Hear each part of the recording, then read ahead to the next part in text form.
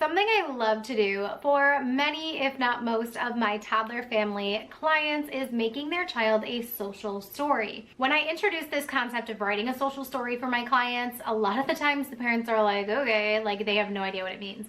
And then it slides into their inbox and I get messages like this. Wow, Missy, I didn't know what I was expecting, but this is above and beyond. Oh my gosh, he is going to love this. I'm printing it out and I will let you know what he thinks about it. I love it so much. Thank you so much for all of the great details. I know this is going to be so helpful. And then she goes on and on about how she thought there was no hope for her child, but I've given her a reason to hope and believe that everything will be okay.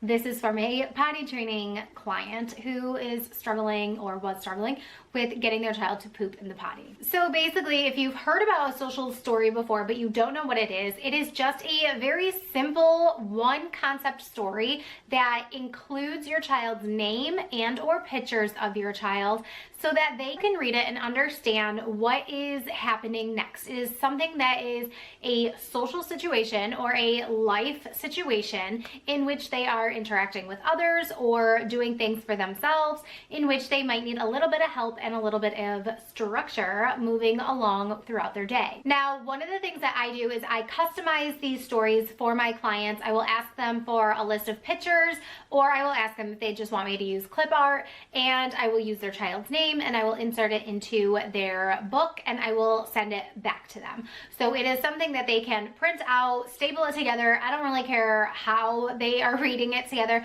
but the fact is that their child needs to be holding it in their hand and reading it every single day. Whether it is the parent reading to the child or the child reading to themselves, eventually the child is going to remember the story because we mentioned it is very simple, and it is going to help with the predictability and the standards, not like the standards, what's the word I'm thinking of?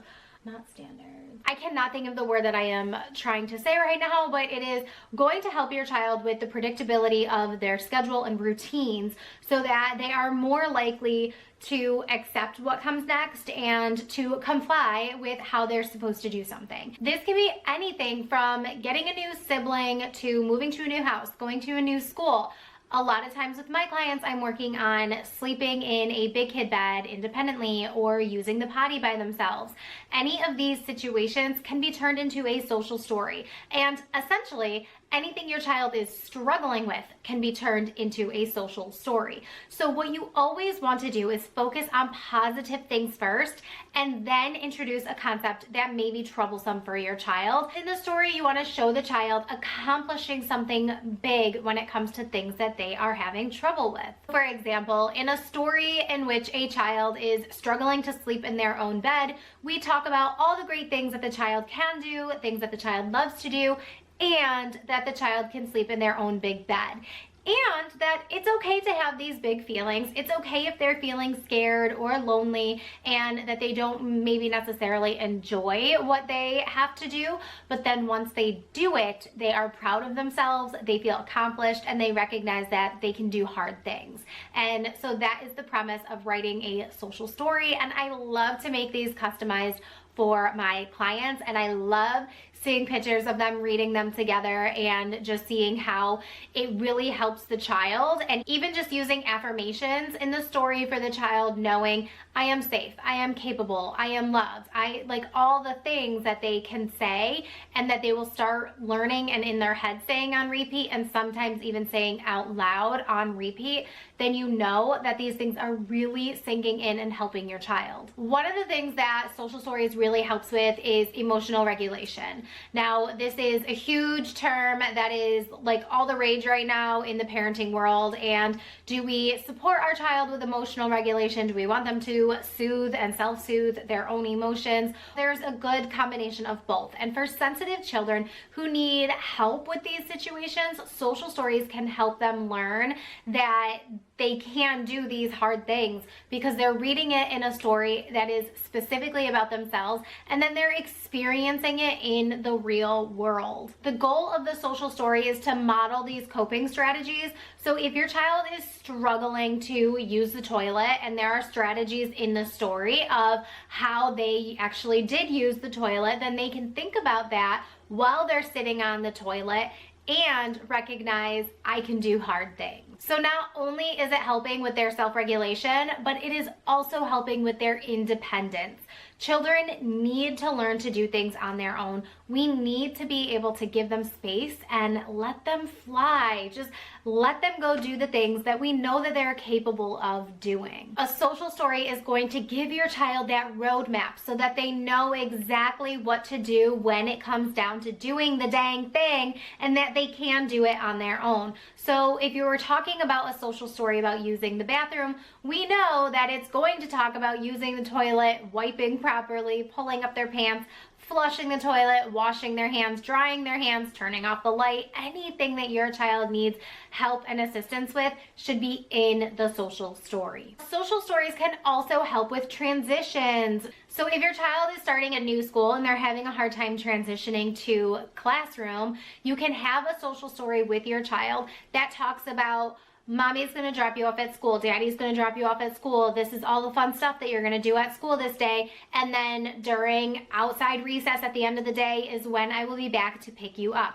And as long as you know that's their schedule and that's the exact time that you'll be there to pick them up every single day, then by all means include that in the story. But otherwise you can just use like any other, like a little while after nap, Mommy and Daddy will be back to pick you up. And just reinforcing and reading that every single day, reminding your child that I will always come back to pick you up, because a lot of times it's just the separation anxiety, the anxiety of starting something new, and including all of that information in the social story helps to make that transition so much easier for your child. And it helps them to process their emotions and also to be able to express themselves at the same time, as well as being able to read and understand that, hey, it's gonna be okay. Like I said earlier in this video, social stories are great for toddlers of any age, but if you have an especially sensitive child, a child with special needs, or a child who just has a very hard time with transitions and learning new things, social stories will be a great tool to use in your home. Lucky for you, I have many social story templates on my website that I will link in the description box down below. So if you are interested in any of them,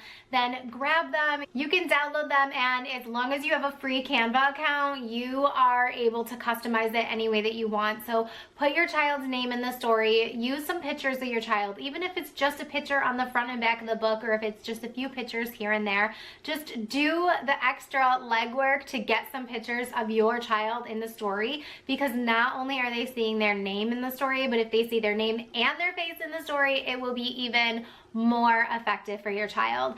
I am so passionate about social stories. I know that sounds like a really weird sentence that I never thought that I would say on YouTube, let alone ever out loud, but social stories are an incredible tool to use with toddlers, and I am just thrilled to be able to incorporate them into my business and in everyday life with toddlers and young children.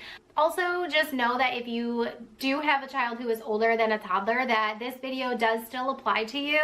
And yes, I have written social stories for children between the ages of 5 and 10 as well. So it's not just for toddlers. And to be honest, I remember one Father's Day, I got a book, like one of those customized books with my husband's name in it and all of my kids' names in it, and he loved it just as much as the kids do. So honestly, there is no age limit when it comes to social stories. I hope that you enjoyed this video. And since I mentioned a new sibling in this video, and that you could always use a social story for introducing a new sibling to your child before the sibling comes, then you should watch this video next. If it is available yet, it will be right here, but it is all about introducing your toddler to a new sibling and preparing them for said sibling. I hope you enjoyed this video. Subscribe to my channel for more. Check that video out when it is available, and keep blooming. Mwah.